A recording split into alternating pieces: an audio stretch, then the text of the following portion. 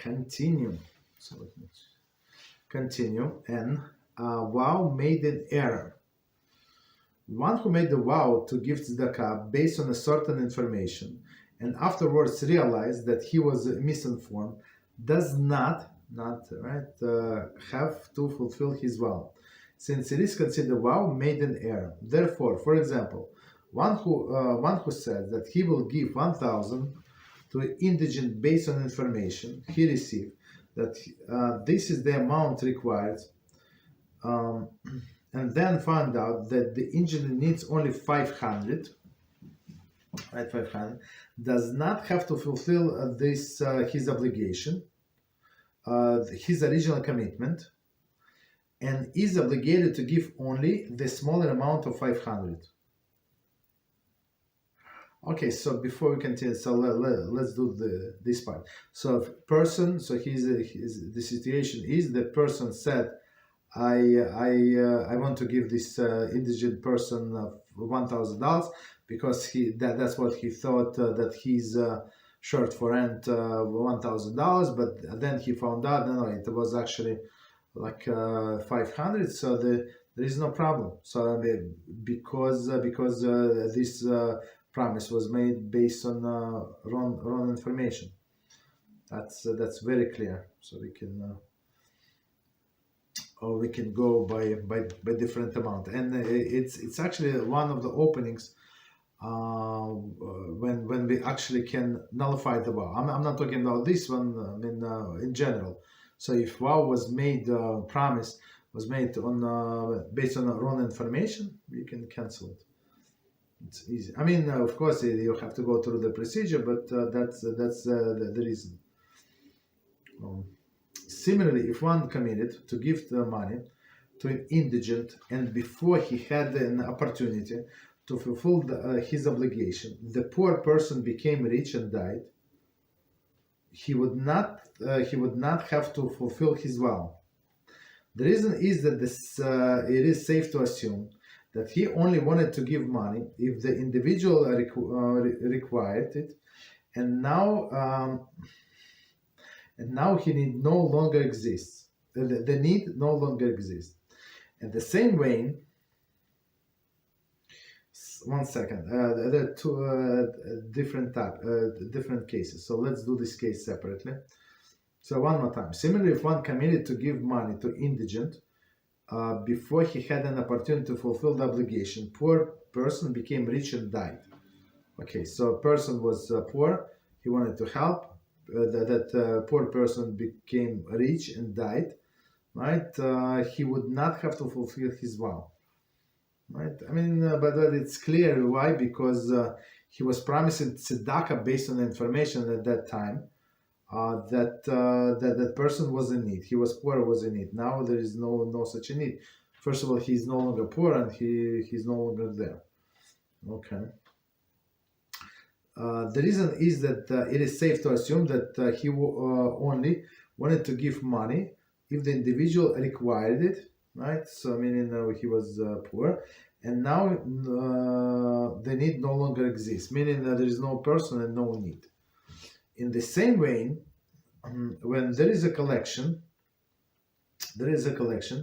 to raise a certain sum of money to alleviate a plight on an individual, and one committed to give, but the amount required was collected prior to the redeeming his pledge, he is not obligated to give any money. Okay, so let's do this scenario one more time.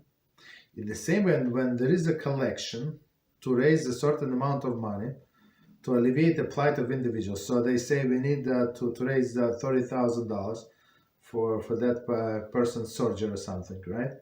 And one committed to give, but the amount required was collected prior to his pledge. So he sees today in many tzedakah drives they have like these graphs and see how much we gave and have like what is our goal. So if they put the goal, for example, for this specific surgery $30,000, so by the time he decided to give, it was $30,000. That's it.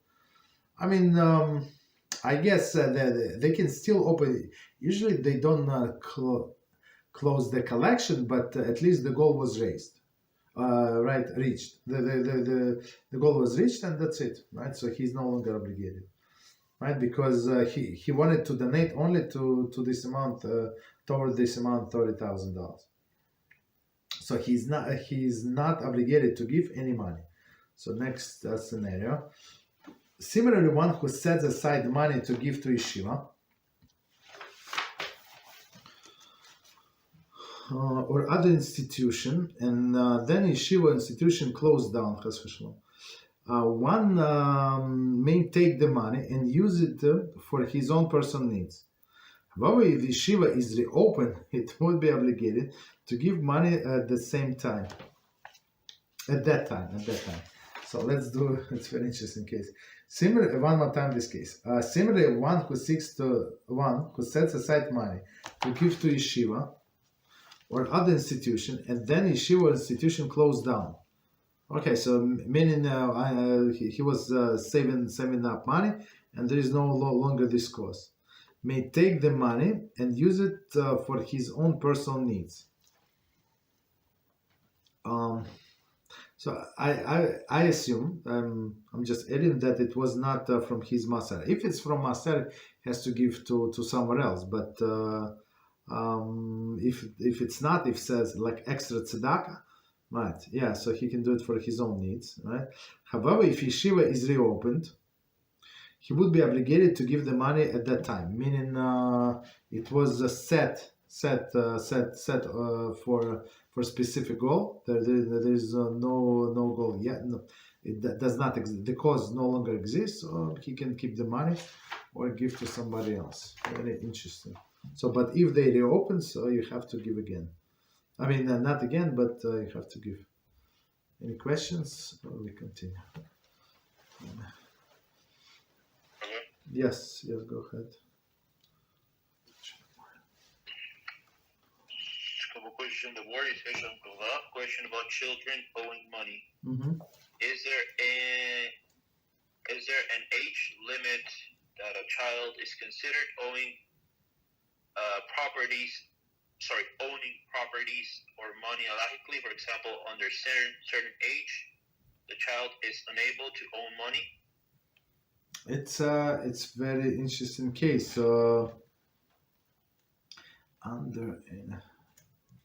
So technically, all of the under bar mitzvah, like if you're talking about boy, right? All of the money belongs to the father, right? Under bar mitzvah, and meaning whatever he makes actually belongs to the father, right? But I would say it's a biblical, right? But our sages enable a child. Somehow, I want to say like older than 9 years old. I'm not sure why they want to say it. I mean, maybe I'm mistaken something. So basically, rabbinically, they say that no, it's actually a child can take possession of money, and he can do sales like movable property, not real estate. So, for example, he has his father passed away, and he left a field for him, or he left an apartment for him. So the child cannot sell the apartment because he's not capable of understanding. So of course we have to assign like a guardian for him, right? So who would decide what to do, right? But he can make he can buy and sell movable property. Like movable property, he does business. He sells apples and something, right? So to make a child self-sufficient. Okay. So age again, I think it's 9 years old, but I could be mistaken. Right. But it's again in some limited sense. Okay, go ahead. What else? Thank you, Rabbi. You're welcome. The next question from kavod: if people give tzedakah to a rabbi based on false information, and later on the rabbi finds out the information is untrue, the money is no longer needed for the cost, does the rabbi have an obligation to return the money? If the rabbi refuses to return the money but use it for other means, does it count as stealing?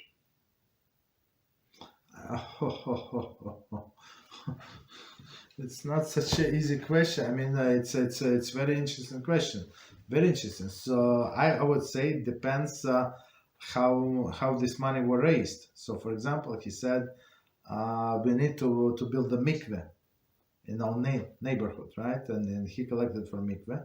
And then they decided, so the government did not give permission. Let's say, I'm just making up a story, right? So he cannot say, and you gave $200 for mikveh. So he cannot say, you know what, I actually, yeah, they did not allow for us to build mikveh, but you know what, we're going to build a new library and buy new books, right?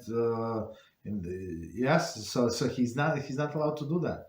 Because when the person was given this $200, he or she were given toward the mikveh, right? If they want to say, yeah, no problem, so you can use this for your library, there is no problem. But otherwise, it's not allowed. It's stealing, 100%, right? If you gave him for general cause, there is no problem, right? Tzedakah. But if you gave only because you want this mikveh to be built, so they cannot use for anything else.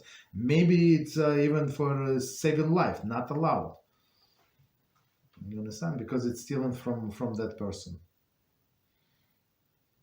I think we're going to get to this chapter like redirecting of tzedakah. It's not so simple. So in that case, I would say not allowed. Right, but if people, I don't exactly remember like how if you put it like a softer condition, so whatever we collect, and whatever is extra, so we can use for community needs. That's if he said so. For example, if it was clearly said so, yes, he would be able to use for community needs if he have extra. But if the cost did not materialize, yeah, he has to return the money for sure.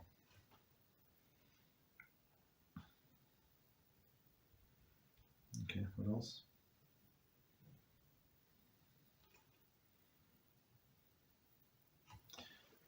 Any other question, or we continue? Continue. Okay. Yes. Okay. So somebody asked me this question just, I don't know, a few weeks ago, I think. Vow made in a dream.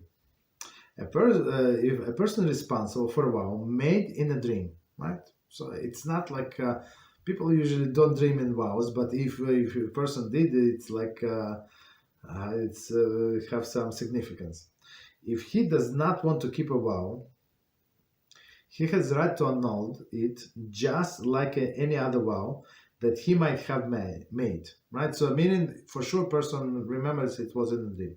However, while 3 people are required to annul the regular vow, preferably 10 people are needed to annul the vow made in dream, right? So for regular vow, we said that 3 regular people, like do not need to be like a big talmidei chachamim, regular people who understand what is going on. But for a vow made in dream, right, you did not even say anything. So it's kabbalistically they say actually require 10 people. Okay, continue. In the event that one made the vow of tzedakah in a dream, one should not annul it. In the event that one made the vow of tzedakah, should not annul it. However, if he is faced with very pressing need, one would be permitted to annul the vow as established previously in section G. Okay. In such a situation, one should consult a competent halakhic authority. So let me quickly see what we said in G. So, but basically, so even if he did it in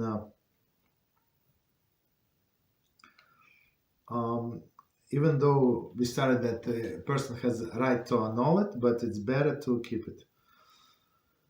Right? Of course, if it's present situation, you're allowed to keep it. You have a way out. Just make